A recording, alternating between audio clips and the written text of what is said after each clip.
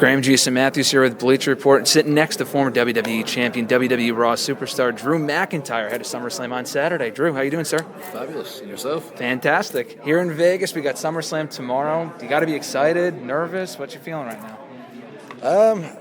I'm not really thinking about the SummerSlam event itself yet. I was prior to getting here, but thankfully I'm keeping myself busy, or WWE's keeping me busy with media opportunities, community opportunities, Special Olympics events. So it's been really cool being able to interact with people in person again and talk about the reason we're here, WWE and SummerSlam. And then tonight, I reckon about 9 p.m. I'll finally sit down and it'll occur to me, oh my goodness, tomorrow 40,000 people, Legion Stadium, and I'm fighting one of my oldest friends, Jinder. So that's pretty cool. Yeah, I mean, we've been sitting here for the last 2 hours doing interviews, you specifically, going around the horn, doing every outlet imaginable. You've been doing interviews nonstop for the last year and a half since you became a main event player, essentially, in WWE. You just found out literally seconds ago you're going to be the ambassador for the Special Olympics.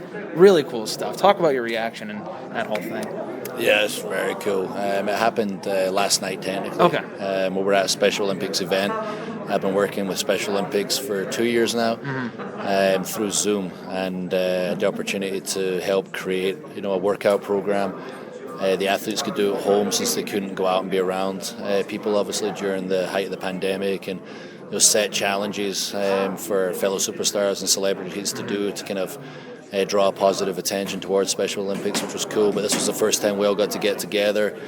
We had Stupid Sheamus there, and Titus, Charlotte, Nikki, ASH, and Sarah Schreiber, and all the athletes playing some bocce ball. And I came in second place, got silver medal because Schreiber's a cheat. But that's all good. We had fun. Everybody had such a great day. It's so great to meet everybody actually in person instead of through Zoom. For sure. And then at the end, I got to announce a few of the athletes that were going to the USA Games, which was really cool. And then they surprised me by making me the champion ambassador for Special Olympics, which really caught me off guard. And it's such an honor, and I'm excited for the future.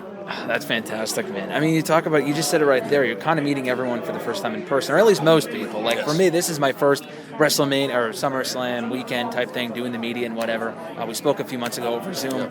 It's got to be cool, though, to be in person doing this type of stuff again. Being the WWE champion a year ago, going into SummerSlam, we didn't have this opportunity because of COVID and whatnot. No. So it's got to be cool for you to be in this position now a year later, and you get to do all the cool, fun stuff. I mean, fun quotation marks. I guess, however you interpret it. Fun for me. Not all the superstars feel the same, and probably want to be out in Vegas till 2-3 in the morning, but that's not that life's passed me by in my 20s. I did everything there is to do times 10, and I just have fun now, doing what we're doing right now, sitting, talking about WWE, talking about the big events. It's so cool we get to do it in person now. Next time around, hopefully we're at a stage where we get over the masks. I feel kind of guilty when some of our staff or some people that I've met on Zoom that I don't recognize initially, because I don't recognize them from the nose up. But it is cool to actually see everybody in person. Well, it's got to be a benefit actually for you guys. I was thinking about this, like when you go to airports and stuff like that. If you're wearing the mask, if you're wearing a hat or something like that, I wear it for the rest of the time. So people can't recognize you. You can't be bothered in airports. I wear the mask. I wear a hat. I wear a hoodie sometimes. And, I mean, you're a huge dude, so people might recognize you, but still. I'll have that mask on for the rest of the time. It's wonderful travel, especially in the mornings. And I've never mind if someone comes over and is a genuine wrestling fan, wants to talk wrestling.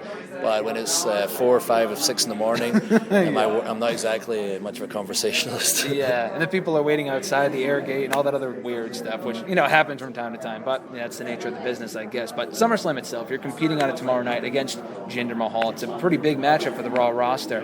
You've been a part of a handful of SummerSlams over the course of your career, with the company, being on the card, stuff like that. Any favorite SummerSlam memories that come to mind that you've been a part of, or just as a fan?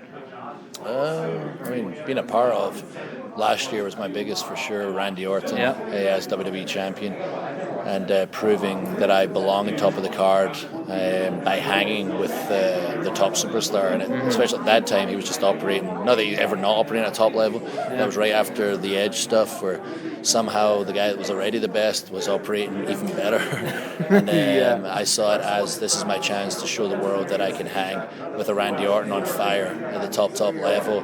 And that feud/match really cemented me at the top and proved I belonged, which meant the world to me. And as a fan, there's a bunch. SummerSlam 91, Bret Hart, Mr. Perfect, Triple H, Shawn Michaels, 2002, I believe. One of the greatest SummerSlams of all time. Yeah, great card overall.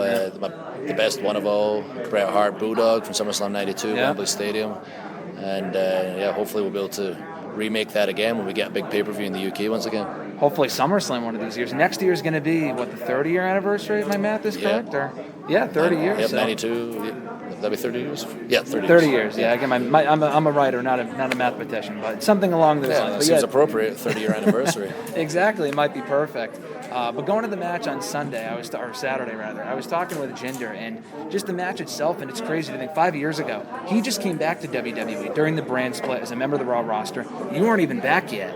Is it crazy to think that where you are now, fast forward 5 years, 4 years ago, SummerSlam weekend, you won the NXT Championship. You weren't even a part of SummerSlam, but you were part of SummerSlam weekend. Talk to me about through that little journey a little bit. Yeah, that's wild. Just my journey, Jinder's journey, the similarities, yet being so different at the same time. With us both being fired on the same day, and me right away hitting the ground in the independent scene saying, I'm going to reinvent myself and make this count. Jinder took a little bit longer to figure out exactly what he wanted to do. Yep. Both of us kind of went to some negative places, but eventually he started bettering himself physically. Wasn't doing too much in wrestling, got asked to come back to WWE just as a body. Yeah. And he saw that as his opportunity. He said, I'm going to make this count. Started working out so hard, trying to improve the weak area of his game, and showed everybody that's within the system. Yeah. You can do it within the system. You don't have to just go away and come back. Yep. Like, he saw that as his opportunity. He made a count, became WWE champion. Eventually, I was able to make my name outside the company. WWE came to me. I was able to come back to NXT. As you mentioned, 4 years ago, winning the NXT championship, which meant the world to me. Yeah. Going on that path, then back to Raw, having the rise on Raw, and becoming WWE champion myself. Yep. It was unbelievable. Fans have seen our journey, what they know, but I know behind the scenes the stuff we went through and how bad times got, how negative times got, how dark times got for both of us. And it is incredible now that we're both on that big stage together, in that big match together, and going to have that moment together until he's lying on his back and he's watching me have my moment. But it's cool that we get to do it together up to that moment. With the sword in your hand as well. Yes, potentially at Shanky's face if he decides to show up. I don't trust those lads not to show up. And as we wind down here, Drew, everyone knows you're a massive wrestling fan. It's all covered in the book, still out now, came out a couple of months ago. It's a fantastic read. Being a lifelong wrestling fan, do you have any cool collector's items? Like being in a wrestling fan for so long, for me, I have a replica IC title, try to get every former IC champion to sign it. For you, do you have anything like that? Like a cool collector's item type of thing? Shoot. I have all my old Hasbro figures in my old soccer bag that I would never get rid of. But yeah, I really should have more than I actually do. I have some cool stuff from my own career, like the little Rumbler guys. I've got a 2-pack with myself and Taker. That's one of my favorite things in the world. Yeah. I try and collect little things from big matches as well. Randy Orton actually put that in my head. I think his dad might have told him, just collect little mementos from big matches. Smart move, yeah. So I've got little things from over the years from big matches. Yeah. I remember the match with Randy and I were held in the cell. When I cut the cell, there's a little bit of the padlock that fell off. I've got that. So yeah, awesome. I keep kind of strange mementos from my own career. Yeah. Hopefully some sort of memento tomorrow coming out of SummerSlam. If you beat Jinder Mahal here in Vegas in Allegiant Stadium. I've got a big sword. I might take a limb with me. Maybe so. That would be quite the souvenir. A pinky finger, so I can leave. I'll leave him the rest. Exactly. It'd be quite the sight for SummerSlam fans in attendance here in Vegas. Probably nothing out of the ordinary for this city, but here in Sin City. But SummerSlam tomorrow at Allegiant Stadium. You, Jinder Mahal, here in Vegas. Drew, this has been awesome. Thanks so much for the time, man. I appreciate it. Awesome. Thanks.